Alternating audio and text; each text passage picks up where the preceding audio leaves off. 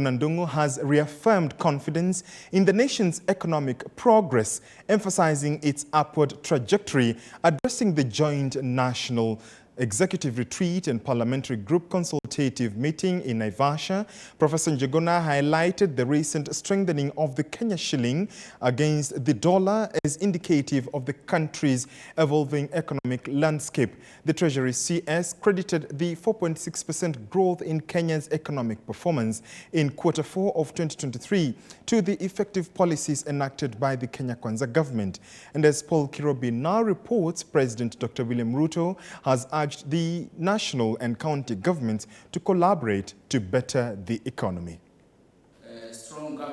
Speaking during the second day of the joint National Executive Retreat and Parliamentary Group Consultative meeting held in Naivasha, Treasury Cabinet Secretary Professor Njuguna reiterated his confidence in Kenya's economy, emphasizing its steady advancement on an upward trajectory. According to Njuguna, the strengthening of the shilling against the dollar is a positive indication of Kenya's changing economic fortunes. During the road shows, there were investors who specifically said, yes, we are coming to the Kenyan market, but we are more interested in infrastructure bond.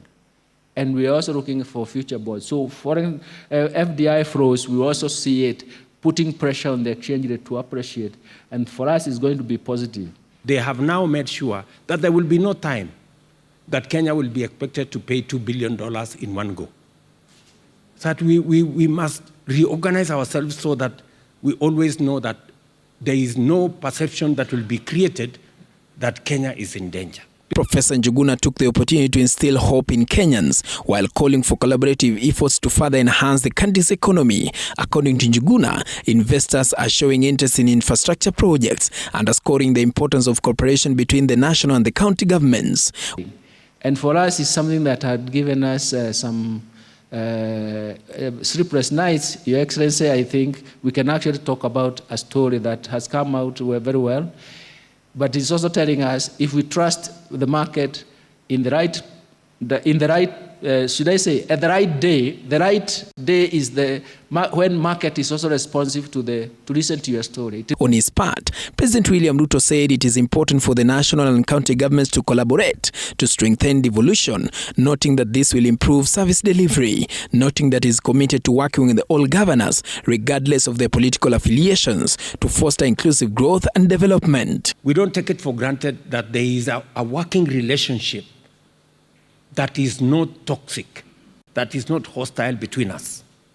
Because it gives us the opportunity to deliver on many things. The retreat comes as the debate regarding the affordable housing project, which is currently facing legal challenges, intensifies. According to the head of state, the affordable housing project is a joint effort between the two levels of government to deliver essential services. Sometimes even these statements we see from our competitors against housing, it is not that they are against housing. It is just that they have an audience there, they have to tell something. But inside, people believe this is the right thing to do.